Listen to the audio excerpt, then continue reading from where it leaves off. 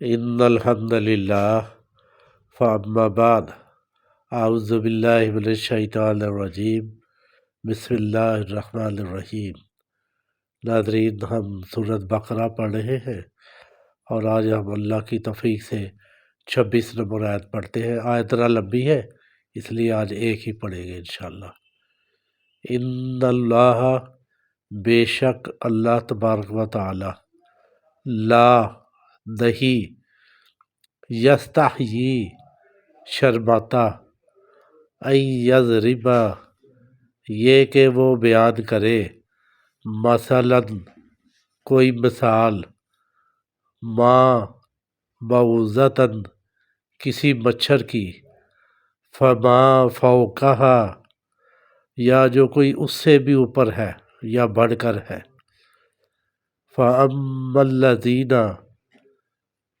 فا آ گیا ہے شروع میں، اس کا مطلب ہے پس، اما الذین وہ لوگ جو آمنوا ایمان لائے،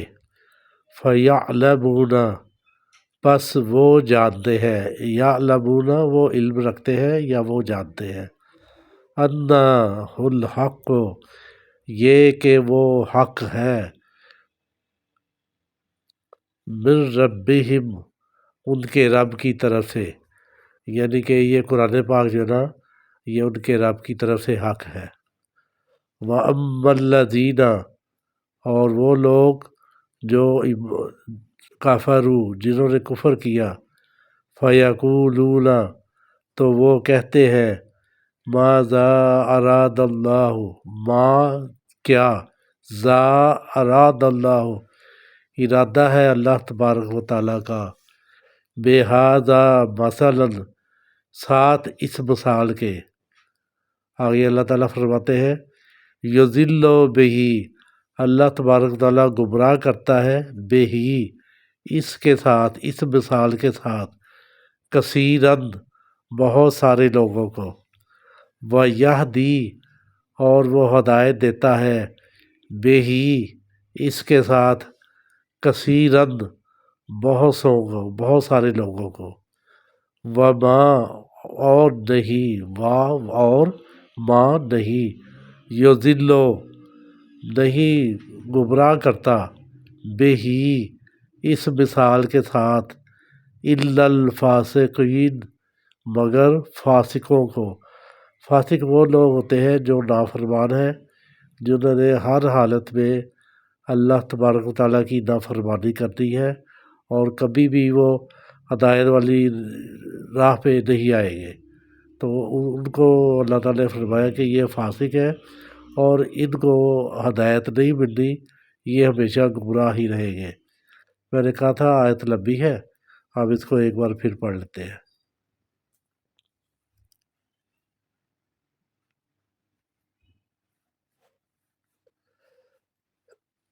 ان اللہ بے شک اللہ تبارک و تعالی، لا نہیں، یستحیی شرماتا، ان یضرب یہ کہ وہ بیان کرے، مثلا کوئی مثال، ما بعوضۃ کسی مچھر کی، فما فوقہا یا اس سے بھی بڑھ کر، یعنی اس کے علاوہ اللہ تعالیٰ مچھر کی مثال بیان کرے یا کسی اور جانور کی بیان کرے، یہ اس کی مرضی پر منحصر ہے۔ فَأَمَّا الَّذِينَ پس وہ لوگ جو آمنوا ایمان لائے، فَيَعْلَمُونَ تو وہ جانتے ہیں، اَنَّهُ الْحَقُّ یہ کہ یقیناً وہ حق ہے، من ربہم ان کے رب کی طرف سے، وَأَمَّا الَّذِينَ كَفَرُوا اور جن لوگوں نے کفر کیا، فَيَقُولُونَ پس وہ کہتے ہیں، ماذا اراد اللہ کیا ہے ارادہ اللہ تبارک و تعالیٰ کا، بہذا مثلا ساتھ اس مثال کے، یضل گمراہ کرتا ہے، بہی اس کے ساتھ، کثیراً بہت سے لوگوں کو، ویہدی اور ہدایت دیتا ہے، بہی اس کے ساتھ، کثیرن بہت سارے لوگوں کو، وما یضل اور نہیں گمراہ کرتا، بہی اس کے ساتھ، الا الفاسقین مگر فاسق لوگوں کو، نافرمانوں کو۔ ناظرین کرام، یہ جو آیت کا آخری حصہ ہے نا، اس پہ کافی لوگ جو نا وہ مختلف قسم کے وہ اشکال ظاہر کرتے ہیں۔ وہ کہتے ہیں کہ یہ جو ہدایت ہے یہ بھی اللہ کی طرف سے ہے اور یہ گمراہی بھی اللہ کی طرف سے ہے، تو اس میں ہم لوگوں کا کیا قصور ہے؟ لیکن اصل میں یہ بات نہیں۔ اللہ تبارک و تعالیٰ نے ہر انسان کو عقل بھی دی ہے، فہم بھی دی ہے اور ارادہ کرنے کی صلاحیت بھی دی ہے، ہدایت کا راستہ بھی بتا دیا ہوا ہے۔ اب جو اس کے اندر کوئی جبلت ہے، اس کی نیکی کی طرف رغبت ہے تو وہ نیکی کی طرف جائے گا، اور جس کی گناہ کی طرف رغبت ہے وہ گناہ کی طرف جائے گا۔ اللہ تبارک و تعالیٰ کو پتہ ہے کہ اس بندے کی جبلت کس قسم کی ہے، اس کا ذہن کس طرف جانے کا رجحان رکھتا ہے۔ تو یہ کہنا کہ جی کہ یہ اللہ نے اس کو گمراہ کیا ہے، یہ بات بالکل غلط ہے۔ اس کی جو بھی خواہش ہے نا، اس نے اپنا اتباع کر کے ہی رہنا ہے، اور اسی بنیاد پر جو ہے نا اللہ تعالیٰ نے کہا ہے کہ ان کے حق میں کسی کو ہدایت مل کے رہنی ہے اور کسی نے گمراہ ہو کے رہنا ہے۔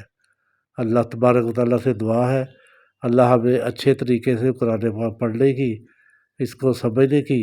اور اس پر عمل کرنے کی توفیق عطا فرمائے۔